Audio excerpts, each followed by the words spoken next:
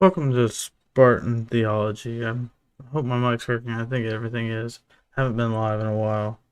So as soon as I started this, I got a little nervous that something wasn't set up right, but I think we are. So today's video should be pretty quick. I'm just planning on doing a bit of a channel update because I haven't really been live or kind of talked to my audience in a while. And then I have some questions from Twitter. Did like a bit of an AMA and kind of compiled a few questions. So I'll just go through them, answer them. If you have questions, if you're watching live and you have questions, you want to leave them in the chat. I'll try and answer just about anything. I'm not going to be on forever, but we'll see how it goes. But yeah, so to kind of update everybody on what's going on with the channel. So I was really working pretty hard, doing a decent amount of interviews.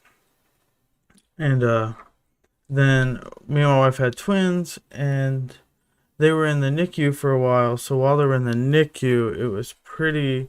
I had some downtime.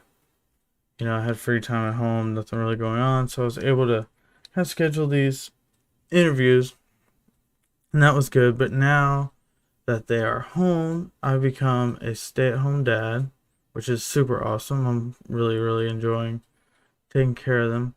But it's been really hard to schedule live streams. So I'm not sure. I have one this week with Dr. Kip, but it's really hard. Yeah, it's just hard to commit too far in advance.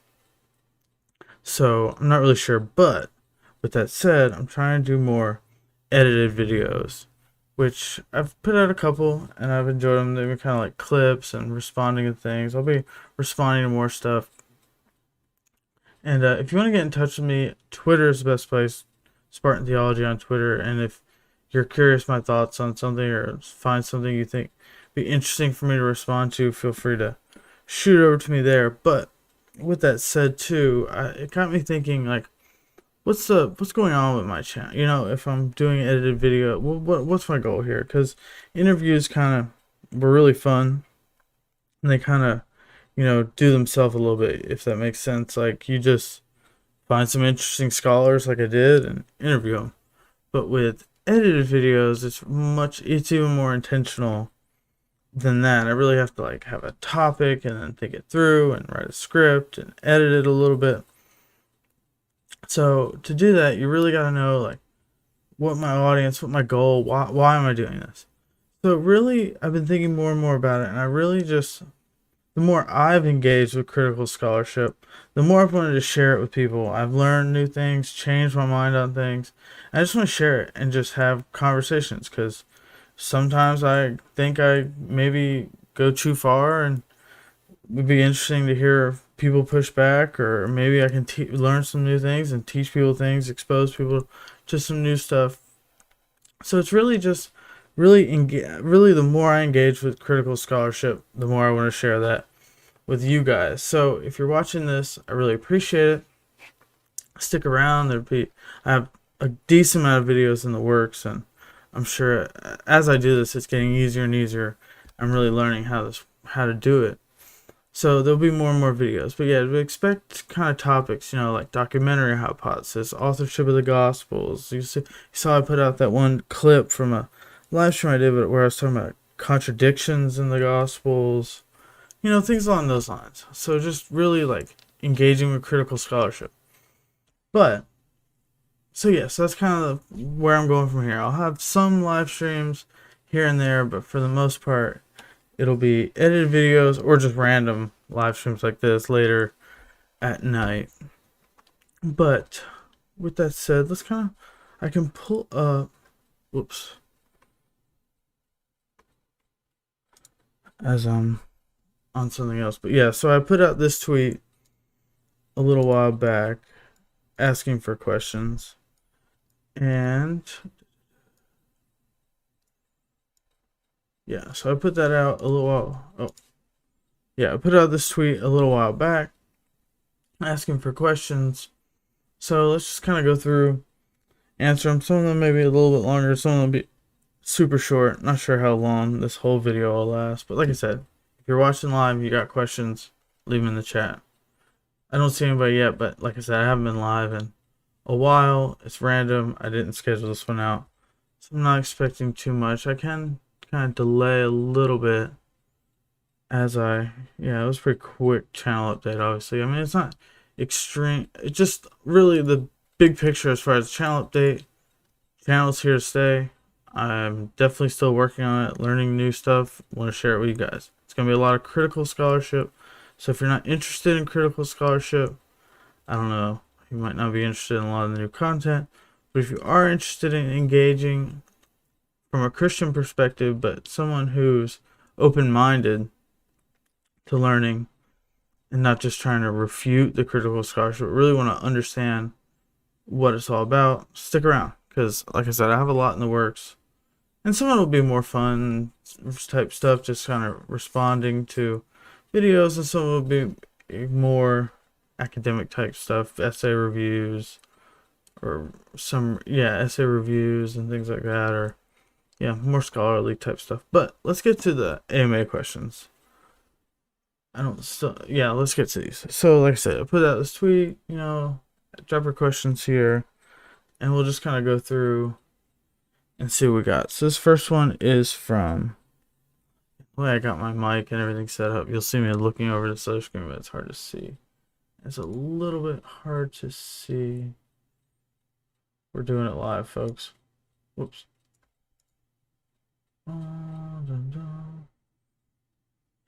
So kind of gotta look over there to see them.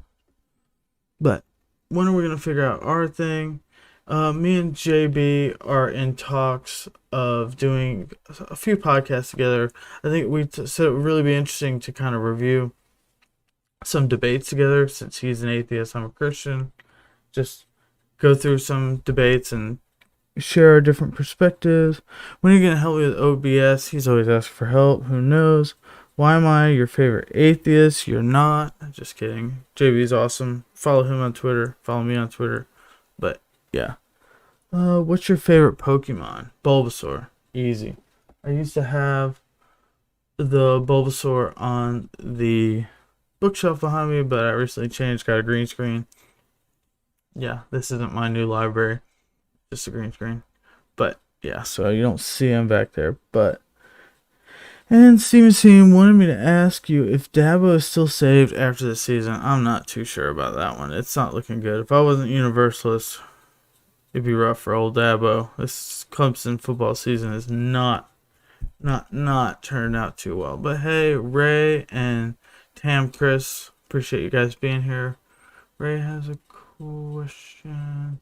Ray has a question. So what do you think of God as a mediator of natural disasters? Just off the top thoughts. Yeah, this is a really, really tough one. Like natural evil, I don't really have a strong opinion. I mean, as far as my theology goes, I'm pretty reformed Calvinist type, but there's a lot about I don't want to sound like I'm not I don't believe in the double predestination and a lot of stuff, but whatever. As far as natural disasters, I mean, I think God is sovereign and in control, but then how does that square with natural disasters? It's just really, really hard to explain. So off the top thoughts, I don't want to say God is a mediator, because that almost sounds like these natural disasters are like a thing of themselves, and God just kind of puts up with them and lets a few through or something. I don't know. I don't really like that wording. I definitely wouldn't say mediator. I definitely say God is in control, but how does that not? Yeah, it's tough. Natural disasters are really, really tough. And Chris just says hello. So hello. I appreciate you watching. You've engaged with a lot of my stuff, and I hope it has helped you a little bit. So is that all? Yeah. So that's all for JB's question. Then Elvira, talk more about the Holy Spirit. And this was an interesting one because he said this. I wasn't too sure. It's interesting because it's something a lot of, especially as soon as you get academic theology, talk of the Spirit seems to be less and less. And as he said, that really kind of brought to my attention. I want to learn more and kind of talk about it more. And it was interesting because that same day I asked this, I've started reading Willie James Jennings' Acts commentary, and basically in the very beginning he describes Acts, like the book of Acts, as basically a story of the Holy Spirit as the main character. So as I've started engaging with that commentary and with Acts more, I think that'll kind of bring to light a little more how like the Spirit really does work, like how the Bible describes it, and really get me thinking more about, the Holy Spirit. So yeah, interesting question, and hopefully through engaging with Acts and the commentary, it'll kind of, if not only I learn things from that specifically, but kind of start engaging more with this topic. But John Buck, how are you and your family doing? We're doing really great.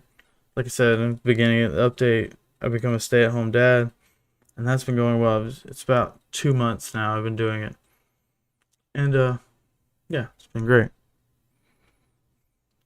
Dry Apologist has 2 questions. We'll put both on the screen at the same time. So first he asks, what do you think of current apologetics? Now, I've been very critical, especially as of late, of apologetics. And as far as, I don't want to consider myself an apologist. I don't really like apologetics, but then again, like, I understand. And I really like what Dry Apologist does. Like, as far as, I do think there's a place for apologetics, whatever that is. It's just kind of vague and broad word that can mean a lot of things. But like someone like Caleb, Dry Apologist, and I think kind of the way, if I had to say what it seems like, because I've never actually asked like how he understands what apologetics are, but the way he just kind of engages with atheists and non-Christians, and that's apologetics, and that I think is awesome. I wish more people would just engage in thoughtful, open, tough, feels tough, like high level philosophical or theological, whatever, conversations with people of different faiths or of no faith at all. And if that was what apologetics was, I think current apologetics would be awesome. But when you say current apologetics, I think of popular. And as far as popular apologetics goes, I think for the most part it's really useless. You're better off doing just about anything else, to be honest. I mean, people like Frank Turek or Lee Strobel and whatnot, I'm not a fan of in the least. But before I just bash on people I don't like, I think I brought out a little bit of good in this question, where, if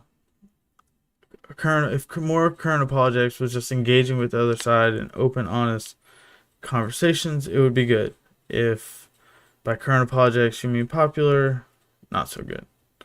But to move on to his next question, what views of authorship do you hold to the New Testament books? So this is obviously, there's 27 books of the New Testament, wide-ranging, understanding. As far as, maybe I can just touch on a few, like, I have a video with John Depew, who, if you follow my channel, you know John. He's been on probably too many times. But, yeah, me and him are good friends. So, we have a video in the works. Just the audio got messed up. It's the only reason I haven't uploaded it yet. We're going to re-record it. But about Pauline authorship. So, he's pretty much convinced me of the 10 letters. I don't think the 3 pastoral epistles really... The arguments there seem pretty strong to say they're not Pauline, but I'm not like 100% sure of it or anything. But if I had to put my money anywhere, it would be on 10 letters. So the 10 like main epistles, and that the 3 pastoral, Titus, 1st and 2nd Timothy. Yeah, I was gonna say Peter, and I knew that was wrong. That's why. But yeah, so those 3, I'm gonna say they're, not actually written by Paul, but I do think they're still valuable. I'm not like in the camp to like, oh, anything said in there is garbage or whatever. It's not actually Pauline. I think they're closely tied to Paul. They're a good understanding of them, and I think they are could be considered Pauline, but I don't think they're written by Paul because of some of the, anachronisms and argument. And like I said, we're making a video on that. So, and then as far as the Gospels go, I don't really hold to the traditional authorship. I've been looking into John a decent amount, reading some of J. Lewis Martin and his whole the way he describes John, the Gospel of John, and the epistles. I think he lumps them together in the same way, but man, like the gospel is like a 2-act kind of story. It's at the same time, it's a story written about what Jesus did in history, but also at the same time, it's about the community, John's community, whoever the author of John, his Christian community, the struggles and challenges they face, kind of writing about them through the lens of a historical Jesus. So it's kind of like a 2-act thing. And then as far as like Matthew, I know I've watched a video and heard some stuff with Laura Robinson where Matthew authorship is pretty complicated, and Luke and Mark, we definitely, as far as I'm concerned, we don't know who wrote those. I don't think that they were the actual apostles or anything like that. I don't think Luke was actually following Paul around. I heard on a stream on Myth Vision about like the tie to with Josephus and Luke Acts, so that would kind of put a date on Luke Acts that's pretty late, like the 90s. So yeah, I'm not sure. I haven't done enough research to really know where I stand on that. But with that said, yeah, so I'm pretty much in line with a lot of critical scholarship, but I hold the views pretty loosely. The 10 letters of Paul, I feel like I'm pretty convinced by. I really like a lot of the arguments, and I don't think a lot of the arguments for the 3, like Colossians and whatever. I'm like kind of drawing a blank on which are the disputed, not the 7 undisputed, but that's beside the point. I don't think a lot of the arguments against those 3 are very strong. So the 10 letters seems to be my view as of that. And let's see, a couple comments. Ray says, I think Luke is following Paul's ideas on the Holy Spirit, the pneuma, like grains from heaven. I'm not exactly sure about this grains from heaven thing. I'm not sure. I'm not sure exactly where that's going, but. And then Oat asks, what's your eschatology? Or no, ecclesiology. Sorry, can't read. Jeez.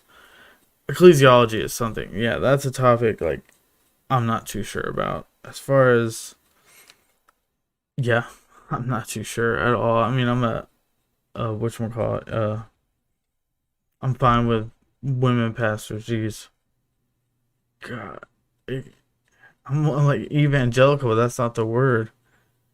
Jeez, God, I'm drawing a blank. It is a little late. I'm a little tired, but I just want to jump on and get these done because got some time. And yeah, but the word I'm looking for is whatever. Egalitarian. Gosh almighty. Why couldn't I think of that word? But yeah, I definitely consider myself an egalitarian. Nick Quint really helped me out on that a lot. And some other people I've been listening to. But yeah, that's definitely one I feel pretty strongly about as far as ecclesiology. I'm not Catholic, I'm definitely Protestant. But yeah, I'm not like super specific. I guess like he has mainline. I go to an evangelical church, but we live in Texas and it's hard, and my wife is much more comfortable at evangelical churches, and I'm just yeah, so we go to an evangelical church, but I don't consider myself an evangelical. So, like, I would probably be more comfortable at a mainline church, but it's just complicated for sure trying to find a church. But let's move forward. Theology Unleashed. Why are you not a Hare Krishna? And this was kind of a funny one because first off, I don't really know anything about Hare Krishna. Never been exposed to it. Never really had opportunities. I'm sure I could go out of my way, but it's gonna be pretty hard to feel a desire when I'm I feel like I'm very fulfilled with Christianity, so I'm not really looking for a different religion, that's for sure. And I don't really see any like opportunities to really explore Hare Krishna. It's kind of, but yeah, so it's like I'm not saying, yeah, it's weird because I don't really have a good answer to that one for sure. Let's see this next one. I think this might be dying down, but talking about CRT would be good. I recommend, I don't know. That's a good source. Oh, I did see this article, but I didn't read it. As far as CRT goes, it sounds like CRT is just the next boogeyman, just like that used to be, I don't know, it's sort of one of these boogeyman words that they like to use. Postmodernism was, a boogeyman. Oh, everything's postmodern. Anybody that postmodernist, and now it's, oh, that's critical race theory. That's critical this theory. Blah blah blah. So it's like, from what I've read, most people don't understand it. I definitely think systemic racism is a huge problem, and I think the church is a huge offender at keeping it going and not saying anything and kind of sweeping under the rug by being afraid of things like CRT. But I'm not super educated on the topic. Yeah, but that's kind of where I stand. I'm pretty liberal. Yeah, as far as politically, I'm pretty liberal. So next is rights over matter. Is Christianity that accepts the Bible as including significant error better than Christianity that holds to biblical inerrancy? I would say 100% yes, because I think biblical inerrancy in my opinion, doesn't really make any sense. And it seems to either come down to people have to redefine inerrancy to a point where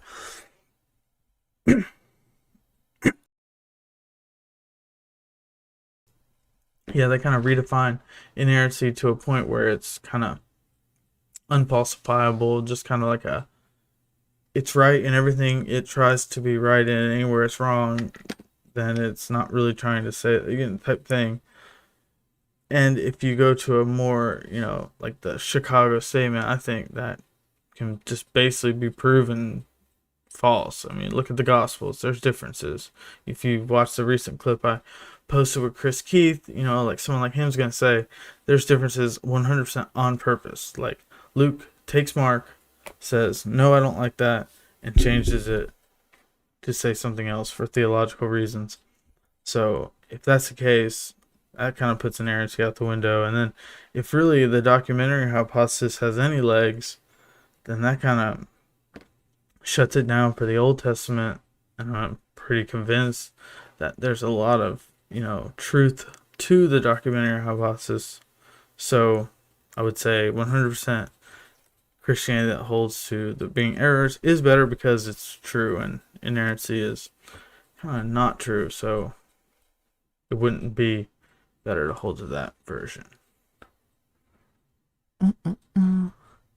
Real Atheology. Appreciate them asking me a question. We haven't engaged too much. I've talked to Ben Watkins a decent amount, but as far as the other guys, I haven't, because I don't engage as much with the whole like just strictly philosophical arguments and stuff that they do. But they ask, what do you think of sophisticated atheist philosophy? And I think it's extremely valuable to kind of come at these questions like objective morality or, consciousness, philosophy of mind and stuff, from what they do, like sort of just approaching these things and kind of starting, they don't just from an atheist perspective.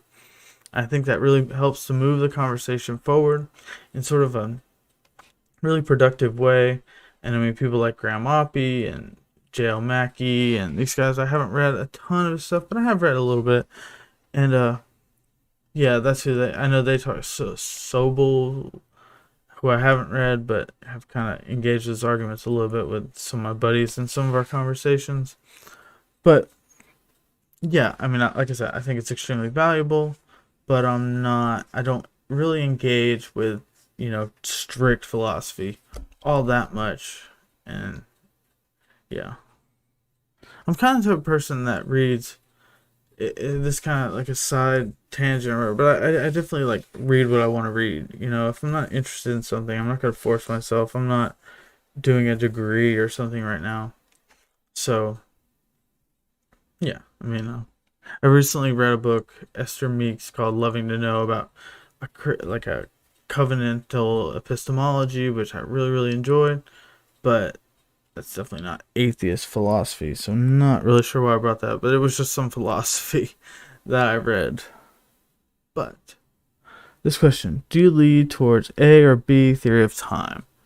B theory, as someone who has a decent amount of like engineering, math, physics, science background, B theory seems to line up better with that, but that's about as far as I get, because like I said, if I don't engage a ton with like strict philosophy, then theory of time is that seems to be way down the road.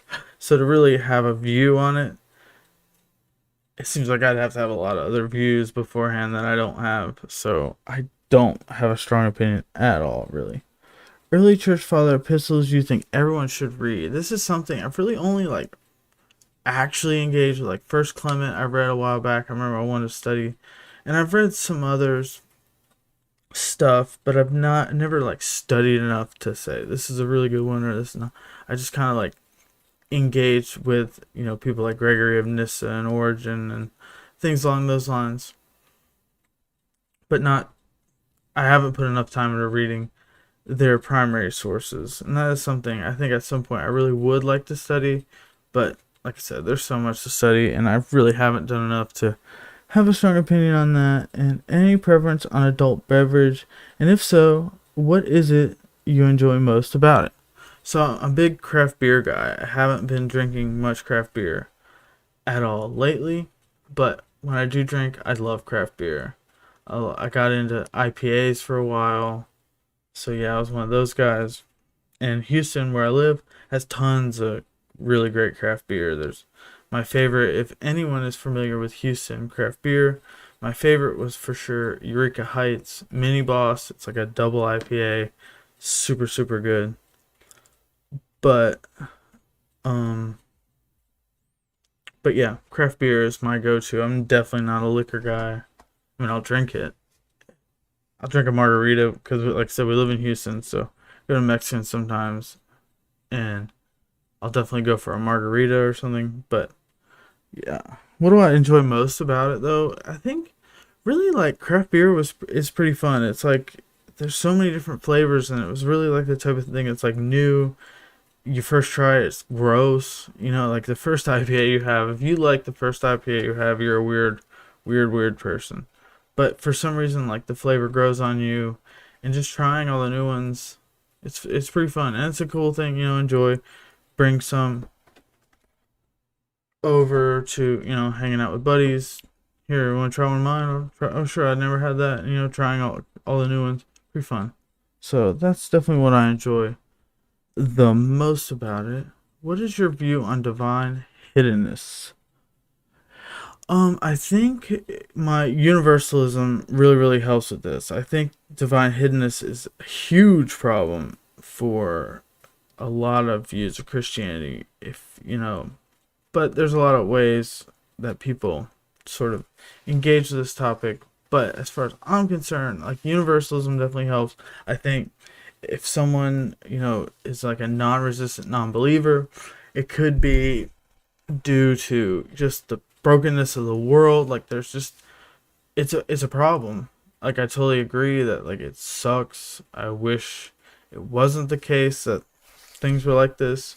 I wish everyone just it was clear, And even but I see divine hiddenness as like for someone like myself who is not like 100% confident in Christianity or anything along those lines, I just see it as like a scale, and there's a number of factors that lead to why someone would or would not be religious or believe in God. So I don't but as far as like divine hiddenness being a defeater for Christianity or whatever, evidence against God, I definitely can see that evidence against God, because it does seem like it would be pretty likely that like everyone would know God exists, But I'm definitely not along the lines like you're suppressing the truth and unrighteousness or anything along those lines. Like I think, I totally believe there's non-resistant non-believers, but I think that's maybe it's due to circumstances outside themselves, maybe it's due to, things that happened in their life, choices they made, whatever, that kind of led them to a place where belief really isn't on the table. And yeah, I think all that will be solved in the end. Hence universalism. I think, yeah, that's what Christ came to do, and I think he accomplished his goal. So I think everyone at some point, like divine hiddenness, won't be a thing, but as of now, it is, and I think it's a problem for certain aspects of Christianity. But as far as I'm concerned, I don't. I just see it as evidence of. It's definitely like. Like I said, I'm willing to concede that it's evidence for atheism. It kind of puts some chips on their side, but not enough, to move me that way.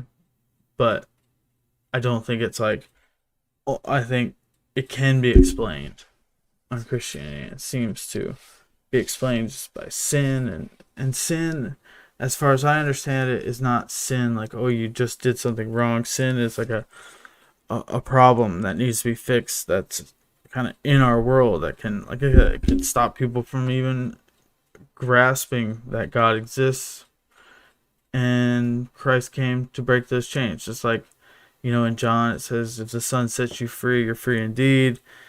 And I think some people just, are stuck in sin, and not like sin like stuck, like I said, not sin like you're stuck doing something wrong or whatever, sinning, but you're stuck just in the grass. You can't even see, aren't even able to see that God exists. And I think all that will be fixed in the end, like I said, hence universalism. But yeah, we're kind of flying through these. Like I said, I just kind of wanted to give my thoughts. I thought it'd be interesting just to kind of run through these. Like I said, if anything popped up in the chat, I'd be sure to answer it. But yeah, I didn't want to like spend a ton of time or. Oh, good one from Travis Lee in the chat. Spartan theology. Why are you cringe? Can't ask. I was born this way. I was born cringe. I wish I knew like how Batman, or I was like born in the darkness. I was born in the cringe. But no, me and Travis are good buddies. If you haven't seen my interview on his channel that he co-hosts on PORA, we did a really cool interview. I shared it on mine. I should share it again because I thought it was really, really good. It was finally a chance for me to get my kind of testimony out there and really tell my story, how I've changed my theology, how I came to faith, a number of those things. So yeah, PORA. It should be, if you check my community tab, you'll see where I shared it. And yeah. Original cringe. See, it's got it. I'm the original OC, original cringe.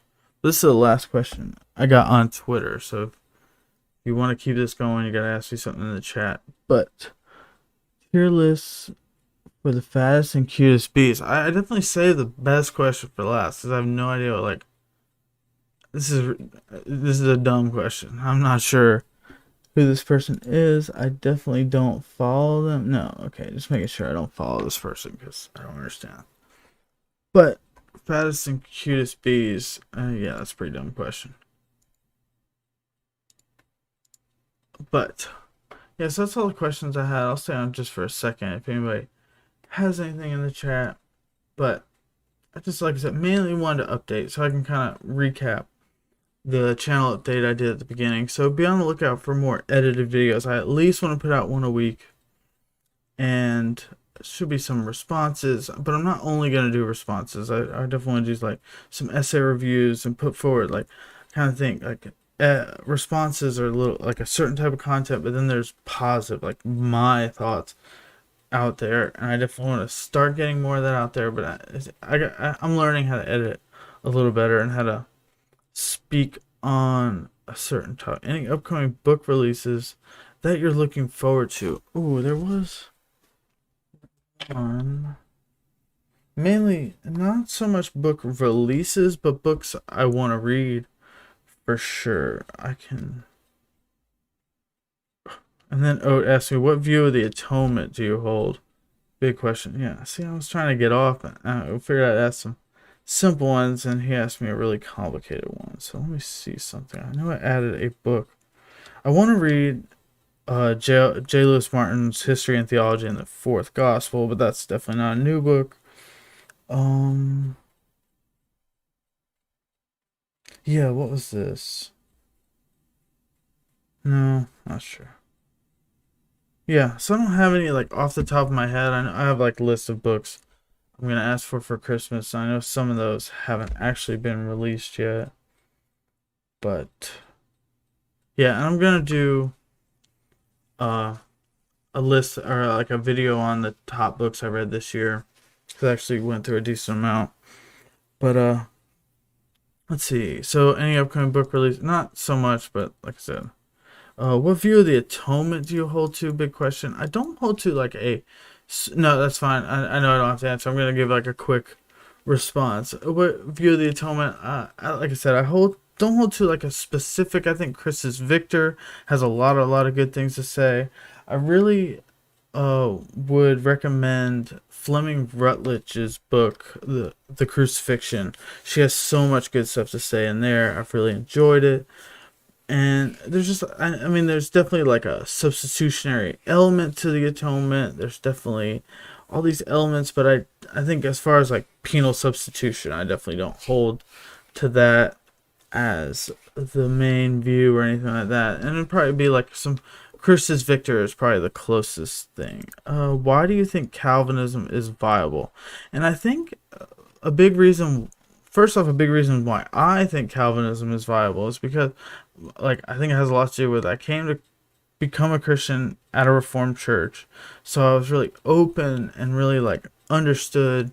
I think I understand Calvinism better than other like Arminianism, but that's not the only reason. Because as I've kept studying more, I really like think the Paul and like the really theological elements of the New Testament really portray a God that's in control, and especially the Old Testament too, like a God that's in control. And I think that's something Calvinism gets right. I think there's a lot of aspects of the atonement, not the atonement, like limited atonement. I think limited atonement gets a lot of things right. I just think it misses the point when it limits it to certain people. But I think like the idea that like if Christ set out to save someone, he's going to accomplish his goal.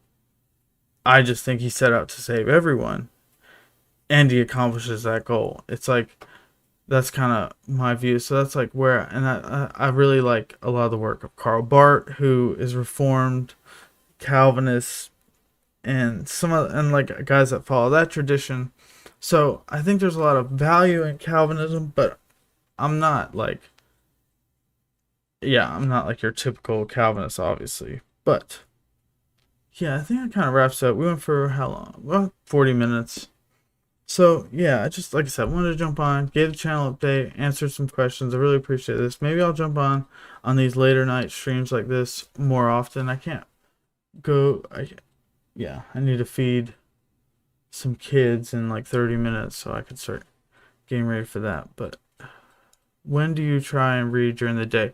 Oh, this is a good one. This is something I do want to talk about. What I've recently, I didn't mean to actually pay for it, but the free trial ran out and I paid for it. But it's an app called Speechify, and it's really, really good. I've tried like the text to speech, just like accessibility tools on my phone, and that just never worked for me. Like the monotone robot, I just couldn't pay attention. But this does like sort of like a AI, like it sounds like a real voice. And so I've been using that, and I go for a walk every morning with the babies and put on something, or when I'm sitting with them, I have headphones in because they're not too good at having conversations. They're only 6 months old, but so I listen like a lot during the day. So my reading is a lot of listening for sure. But then at night, I try and actually get some real reading done, because I do think there's value first off for like personal growth, and reading. I think it helps stimulate your brain, but also, it's just a different medium, so it's kind of like taking in information in multiple ways. I think is really valuable, but for the most part, my reading is listening to stuff on my phone. And so yeah, so I would definitely recommend, like, if it was like $150, which is ridiculous. Like I said, I didn't mean to spend it, but the app is really, really good. Like I said, I couldn't really follow along with the regular text-to-speech thing, but this I can. So if you're interested in something and you want to accidentally spend $150, then this is a good app for you. But if you don't want to spend $150, I wouldn't have either if I didn't let the free trial run out. But I've been using it almost every day, so it's probably worth it in the end. But it just seemed like a lot for an app. But I'm definitely rambling about spending money on an app I didn't mean to. But I appreciate everybody watching. And be on the lookout for more stuff. I'll definitely be posting more videos. And yeah, I really appreciate it. I should, like I said, this Thursday, I'll have Dr. Kip Davis on. We're talking about Dead Sea Scrolls and critical scholarship. He's really, really educated. He's a PhD and works in Dead Sea Scroll research. So that should be super, super interesting. And I do have, like I said, I know in the beginning I said don't expect too many live streams, but I am in talks with some people. I do want to plan a few here and there, just really selective. And so if I do a live stream, expect it to be a good one. But all my videos are good, so watch them all the way through, and then watch them again and again, because why not? No, just kidding. But I appreciate everybody watching.